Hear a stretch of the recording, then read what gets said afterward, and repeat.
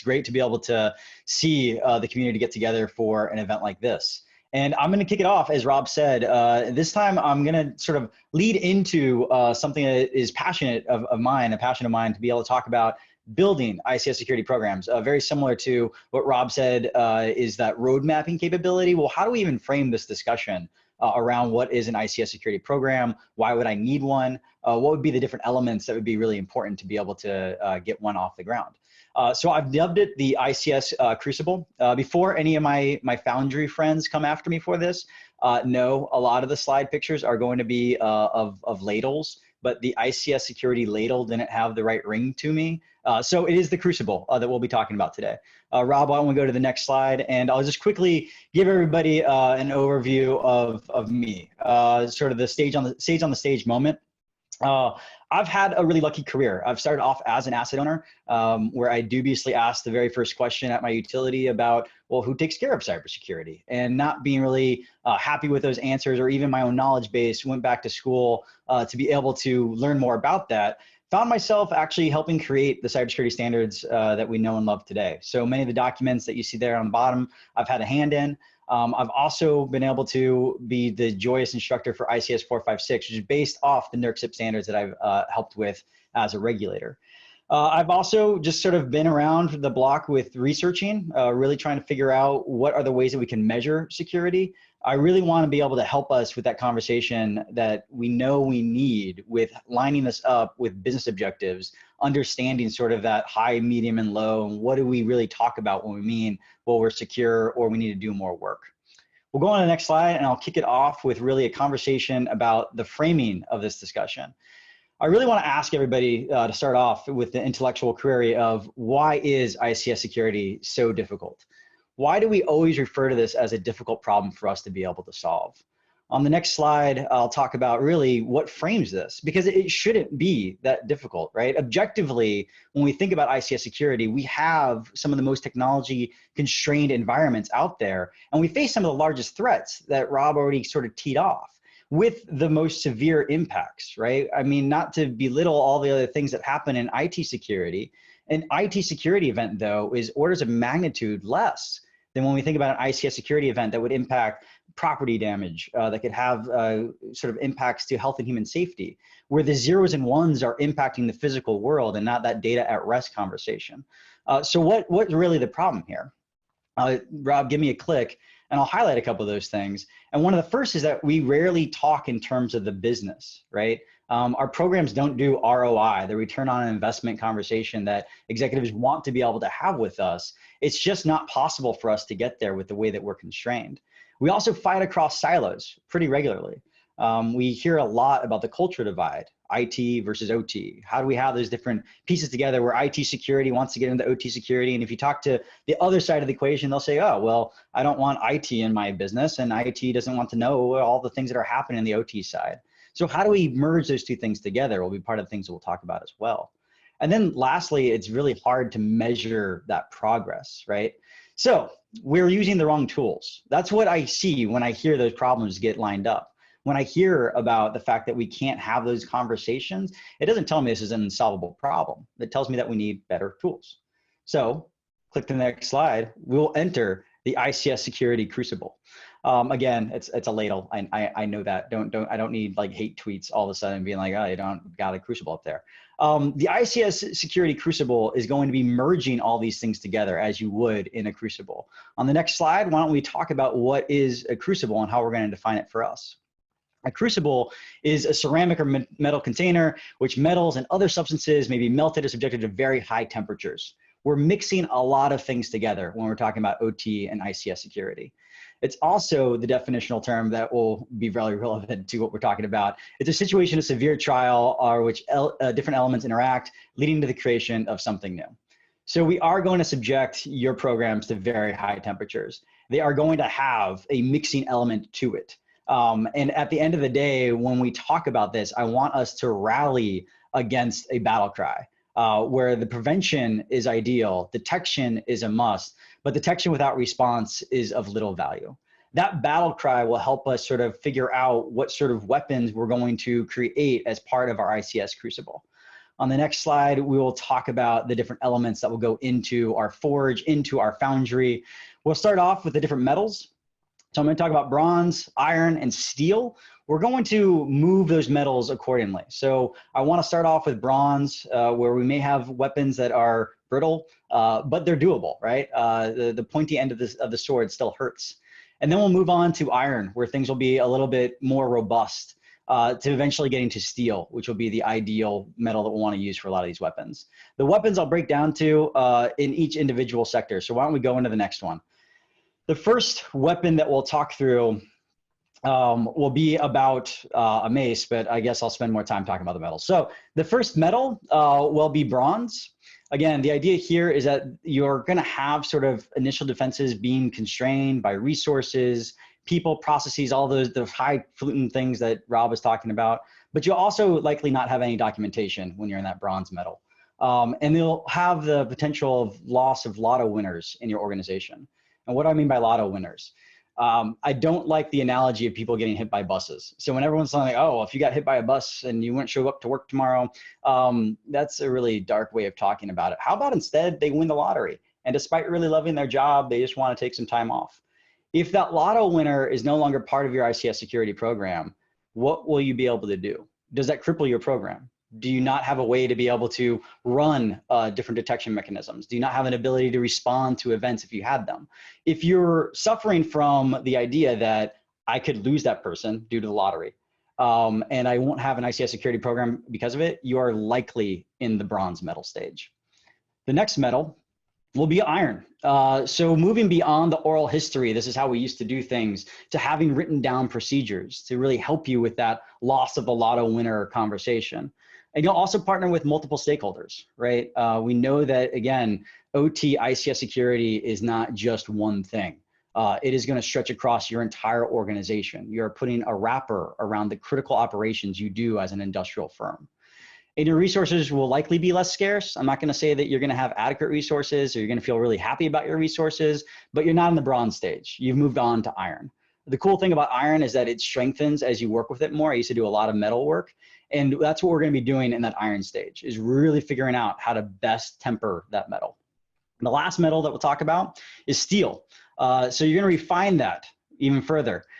Your people are trained, exercised, they're ready to tackle any challenge that you may throw at them. And executives now are an active part of your ICS security program. And your capabilities, I'm also going to ask to see whether or not they're double checked. I'm not going to use the scary word of compliance yet or audits yet. But whether or not you're double checking that you say what you're doing is what you're actually doing. Those procedures that you've wrote down to make sure that your lotto winners, if they were to win the lottery and leave, you're actually following those, will be part of that steel stage. So let's introduce our weapons of choice. The very first weapon is going to be a mace, a very blunt object. It is the very first step. It is identifying what matters. So maces, I like this quote here from the Tools of War, History of Weapons in Medieval Time. A mace being simple to make, cheap, and straightforward in application, or quite common weapons. Straightforward in application. We are literally whacking people in the face with this. We want you to assess criticality. Do you have a way to talk about your systems that make sense to the organization? So linking your ICS security program to critical processes, to systems, to assets themselves, so you can start ranking them in some way, shape, or form. A bronze mace is going to be very simple. You're going to be scrappy with it. You are going to find any and existing tools that you have out there. That may be from process hazard analysis. That may be from big impact analysis, from other parts of the business, from business continuity, disaster recovery. Take what you can. Don't worry about reinventing the wheel at the bronze stage. I never want you to waste your energy on that. And always be linking things back to health and human safety, right? It's one thing to talk about us putting a protective wrapper around the critical business, the operations, the thing that makes either our firm money or provide a service to the community. It's also another thing to be able to talk about it in terms of safety. If we can't trust those systems to actually stay reliable and stay safe, then we're going to have a really bad day. An iron mace will structure a repeatable process around this for risk. Meaning, if I were to say that that is going to be a medium impact system or a medium impact asset, can I routinely talk about that the same way every single time? You're going to get better with this. Again, you're going to go from the ad hoc lotto winners. If they leave, I'm really going to have a bad day, to building a routine process around it. And then lastly, steel. A steel mace is going to have that engagement from executives. Those stakeholders will understand cyber risk, business continuity, IT, and OT. The reason that we start talking about ranking these things is because you're not going to necessarily jump straight to steel, right? It's going to be organic build that you're going to have. And I'll describe that organic process momentarily. But let's go on to our next weapon. The next weapon is going to be protecting what is vital. So now that we've actually analyzed the things, now that we've actually said this is what's critical, how do we build a shield around that? And so in this case here, we're defining shields being used to intercept specific attacks by means of active blocks, as well as provide passive protection. That is actually a definition of a shield. That's not the definition of like an ICS security tool. They're just going to talk about this in terms of making segments and zones. And so the overall classification of protecting that vital piece, bronze, you're just going to start off with blocking unauthorized communications across critical systems that you've already identified. So you start with your mace, you move on to having that shield. Your iron step, you're going to make sure that your operators and the OT security team are working together to secure those assets. You want to make sure that you understand the protocols and systems that are being used, because that helps you better refine those protections, better harden the systems even better within those devices and assets themselves. Are you locking down ports and services? Are you able to make sure that it's doing just the deterministic task that that control system is meant to do?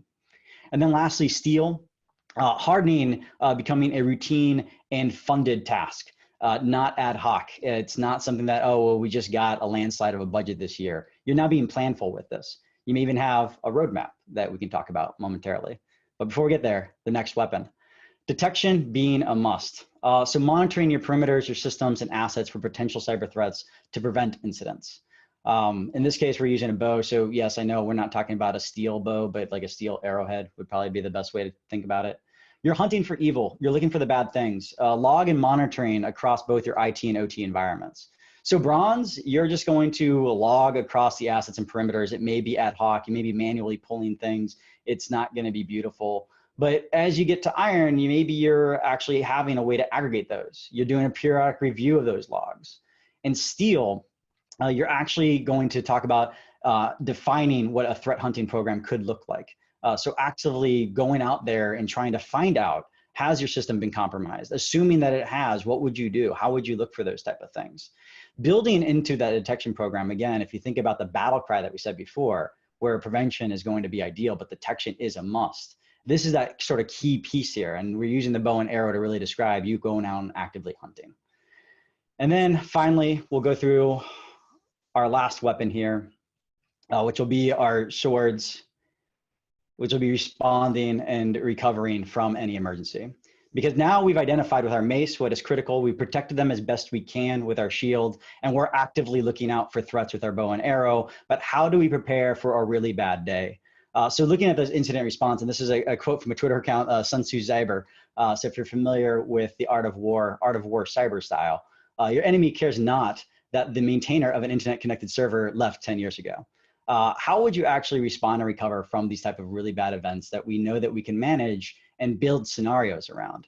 So building and training your incident response team, bronze is just really simply who would you call, right? You may not have an incident response capability, but maybe you're able to get either an external resource or an internal resource. If it's the OT department, just calling somebody at enterprise and saying, I want to train, but I don't know how. I need somebody to talk to. Who is that? Being able to work those things out initially, and then getting into iron. So having a cross-disciplinary team, where if you really look at incident response, it's a combination of HR and legal and a whole bunch of other folks getting together and talking about that really bad day and exercising through those. And that would be steel, is really going through and having executives engaged in that too. How does an executive respond to a cybersecurity incident? Being able to build that into it. If you've done everything else as steel, this is one of the easier ones to do as well, is just being able to say, what does a really bad day look like? They don't want to think about that maybe in all the cases, but being able to build that out is really important. So what would be the right metal for your program? We're gonna have 3 clicks here, Rob. The first one, you're gonna build out organically. Do you have a champion? Can you scale a team? The tools that you have, are you even effectively using them? Again, don't necessarily look at trying to buy new technology if you don't have the processes or training about that to really build into it. It's one of the things I love about both SANS and Dragos, building those things as part of a holistic team and strategy. Then assessing where you are and be brutally honest. I have worked with so many organizations that will do one of two things. First, they will totally inflate like where they are. Like, oh no, we totally have an incident response program. And they may not. They don't have adequate resources possibly for those. Or the other one is totally undercut themselves. Say, oh, we don't do any detection whatsoever. Well, you do have logs. You're just maybe not manually getting those over and aggregating them and looking for trends, but you're doing something. Be brutally honest about where you are within each and every single one of building those different weapons. And include your discussions when you're doing that about what would we do if we had somebody win the lottery. If that person did not show up for work the next day, despite really loving their job, but that lottery money, you really just want to take some time with it. Despite not being able to do that, could you reproduce what they do? And also knowing what executive engagement looks like. And then lastly, figuring out that roadmap of where you're headed. Definitely want to recommend being able to check out what Rob's going to say about it on May 20th, because building those roadmaps are super important. We're here, we want to get over here. What does that look like? How do I do that? And how do I build that in a way that makes sense to the business? Because again, we're trying to put that wrapper around the processes that our businesses are doing. And so that's going to be really important. So you want to be able to identify those gaps and then build budgets because you now have a roadmap. So if we're looking at in overall the theme of what it is that we're doing, we're going to have our metals that we've built out. So bronze, iron, and steel. And then we're going to look at it from every single weapon that we've just highlighted. And so originally we'll have a score. And Rob, if you click once, I'll show you the sort of starting score. You are going to have different strengths in different areas. You may not be that great at detection, but maybe you've got something cobbled together for incident response. Maybe you know that you've got a couple of segments there, but you're not really familiar with all the things you have to do for ICS security hardening. So this would be like sort of your initial stage, my snapshot of where I am. And if we click one more time, we can show what it looks like to grow and build a roadmap to be able to say, I really need to get risk management and incident response high up there. You're not going to be perfect on all the things. Nobody ever is. So your roadmap should be not idealistic, but actually realistic in what it is you can achieve in a certain time period. And if any of this looks very familiar to you, asking you what is the right metal, if you click one more time, Rob, what I'm also asking you is what is the right standard for your program? For those of you who are keeping score at home and thought that this kind of looked and felt a little bit familiar, identify, protect, detect, respond, recover are the 5 different functions of the NIST cybersecurity framework. So yeah, you just got NISTed. When Rob originally came to me and asked me to do a talk about ICS security programs, I've done this talk many different ways. And every time I say, well, we're going to talk about the NIST cybersecurity framework, I'll have people say, oh, that doesn't work for me. Or we're going to talk about using ISA 62443. For those of you who aren't familiar, while that just sounded like a lot of numbers, it's an ICS security standard that you can build a program around. Every single standard that I've ever talked about, folks will have their own baggage with it. And what I really want to be able to leave a mark on as we get towards the end of this talk is picking up any of these things, because the concepts aren't going to be unfamiliar for you, and the concepts aren't going to be bad for your program. There may be little nits, there may be sort of an 80-20 rule of it doesn't agree with me on how I approach things on my lower level devices, my actuators and my sensors, or I don't really understand how I can do this in a plant environment. And maybe that's the 20%, but the rest of the 80% is there. And how do you sort of square peg round hole those things without throwing out everything? And so in identifying this, noting that all these standards have a lot of similar DNA, and being able to talk about it in terms of a standard allows you to gain more maturity in how you discuss things with the business. On the next slide, you'll also realize that the other tool that we just used was a maturity model. Those metals were a way that we would describe maturing a process in any way that you create an ICS security program. Because seeing a standard by itself, I have this requirement to do, is not necessarily how things are done in the real world. Maturity models are a crawl, walk, run approach where we organically build those things over time. So as you get through it, you're not going to start off with, I've achieved this requirement. I am steel across the board. That never happens. It'll be based off of who are your champions, who are your heroes. Maybe your heroes are doing some cool things in ICS security because it's part of their job and they're really proud of it. Not because there's a documented procedure or a documented standard or policy that says you have to do this thing. And so being able to reward those folks is a big part of what goes into a maturity model. So what are these things? I want you to forge your ICS security program using all available tools. And that is going to be inclusive of maturity models and standards and frameworks. We do a lot of work with that, both at SANS and Dragos, being able to talk about things in terms of maturity, being able to talk about things in terms of the national and international standards that are out there. And so describing that crawl, walk, run progression is really important. Bronze, iron, steel, but also being able to talk in terms of common ideas and concepts that are in these standards. It puts you into a peer group of other people who talk in that same language, which means if you're talking in that same language, you can start sharing ideas a lot better.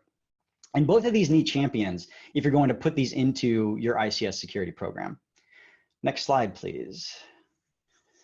So if we're really talking about the crucible, and this would be like the corny phrase of like the crucible was inside you the whole time. The ICS Security Crucible is really about applying those standards and maturity models across your entire organization.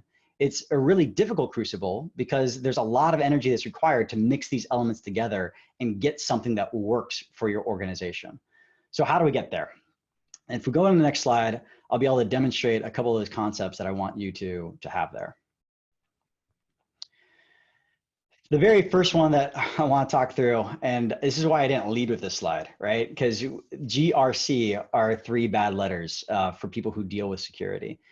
Governance is often overlooked in ICS security programs, and I understand why. I've been a regulator. I totally get why. There are difficulties with complying with certain things. It's difficult talking about risk, especially when risk doesn't equal risk, right? Like what's safety risk and financial risk compared to cyber risk? Well, if there's a cyber incident, all those other risks get involved. How do we have that mature conversation? It's really critical to get there though, because this is the term that your executives and CISOs and boards are talking about. So we want to be able to start off with a conversation on governance. Being able to identify those standards, frameworks, whatever it is that you're going to use. I'll talk a little bit about what ones you may want to pick up in a moment, but you want to be able to arm your executives with policies based off of those things. Because again, you're entering a peer group. You're entering other folks who have done this awesome work, who've had the exact same problems that you have, and they're using the same language, but again, maybe 80-20 rule, and maybe not all the requirements or all the language works for you. And then risk. What is the impact of a cyber event at your organization? Have you ever calculated that? Have you ever seen what it could be? One of the things that I love to be able to do is actually put dollar values to those. And we know what dollar values would look like. It's not that hard. We can actually give you an hourly rate for what it looks like to have incident response teams show up on site, for what a lawyer would cost, for what it would look like to actually have property damage. You've actually calculated those as part of what you do for property insurance, for casualty insurance. So your organization already has those values. Being able to put that together and come up with, this is our crown jewels, and this is what an incident would cost us, has a lot of momentum with boards and executives. And then lastly, the heartbeat there for compliance is really talking about how do we get those things together as a third line of defense. The first line of defense is governance, right? What am I doing? Why? Then the actual implementation would be your second line of defense. And that third line of defense are those auditors, internal or otherwise, the double checker. I don't care what you call it. You don't have to call it an audit if you don't want to.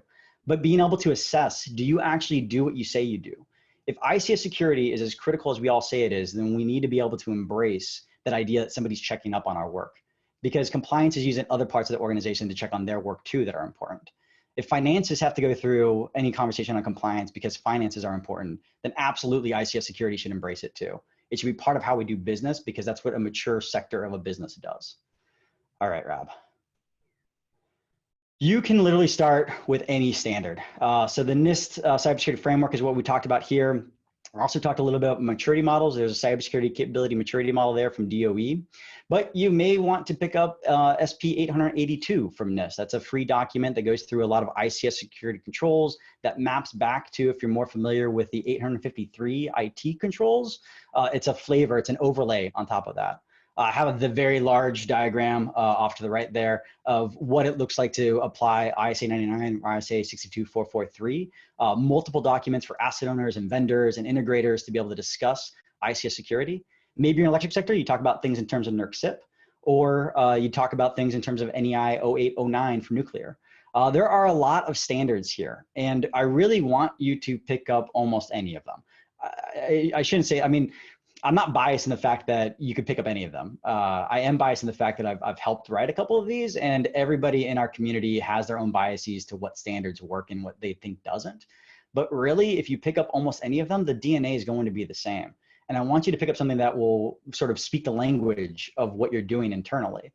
So if, for example, your IT department's really big on ISO 27000 series, figure out, can we apply those using different requirements from these other ICS specific things? Because you shouldn't reinvent the wheel and miss them on the language that they're using. Next slide, please. So we talk about a lot of this also within ICS 456, where we're focusing primarily on NERC-CIP. And some of the things that we'll talk about as you get more mature is, you can see here, automating the madness. Because if you're doing this in maturity model fashion, the number one tool everyone's going to start with is going to be a spreadsheet. And spreadsheets are awesome, and spreadsheets simultaneously suck. So spreadsheets will be the way that you start with your ICS security program, because you're gonna start tracking things sort of in an ad hoc manner. You're gonna get that documentation down, going from bronze all the way to iron and then steel. Once you're at steel though, you're gonna wanna start looking at automation. And we talk about that in terms of NERC-CIP, about how do we get to the point where we're automating the tasks that we've assigned to folks and assessing where we are to be able to do that gap analysis and get to a better day, utilizing the requirements that we already have in place. Another topic that we talk about on the next slide is the fact that these things like GRC aren't just going to be policy things. It's not just writing down paper. There's actual technical things that you have to do. As somebody who's embracing governance, risk, and compliance, you're going to educate your organization over time with very technical things. And in this case here, well, we've got a lot of technical labs that we do for NERC-CIP to be able to demonstrate proof that we do these things, that when we say that we are actually complying with a standard, what it is that we need to be able to show to folks to be able to say, yes, we do that. The idea, again, of proving that negative, we can do that. It's just writing those processes down and getting that into the language of the business that makes sense. All right, Rob, I'll soon close it out. I promise you won't have to click that many more times. Because we know that we could actually use the right tools. When we framed the question earlier of why this is so difficult, it's because a lot of the times we're using the wrong tools for our organization. The right tools are building out the things that make the most sense for us. And if you don't want to use an ICS security standard, any of the ones that I've listed, you could use the ICS Crucible that I created, right? It's the same conversation. It's just in more simplistic terms that we can then adapt to our environments. And last slides here. When we redefined that Crucible, it really is a plan to create and sustain an ICS security program with governance and executive support based on industry accepted standards. Your very first step, your key takeaway of what you're going to do next is find or be that champion. If you're asking yourself, how do I create an ICS security program, it starts with a champion. And that could be somebody else in the organization who's got political clout and all those other good things that can help you line up budgetary items or help you train out what a management technique would look like. Or it could be you. You could be building this from the ground up, and that's totally fine. Understanding that you're also going to be able to do that across all the different business units, from IT to OT. There are folks that I've seen build this program based off of concerns from their lawyers and concerns out of their human resources department, that then been able to get an OT security program built out of it. Your champion may not be the traditional champion you're thinking of. It may not be an executive to start off with. Also figuring out that roadmap, right? Where are you going? How are you going to get there? I am at bronze now. I want to get to steel. What is that step in between to get there that helps you understand a multi-year vision that can help you line up budgets, get resources? Road mapping is critically important. So again, just to plug Rob's thing on May 20th, I think it's going to be super awesome to be able to have more discussions about how you build those things out. And then lastly, don't avoid GRC language. It makes us more mature as an industry, as a sector, to be able to talk in terms of the business and really get the resources that we need to protect our critical control systems.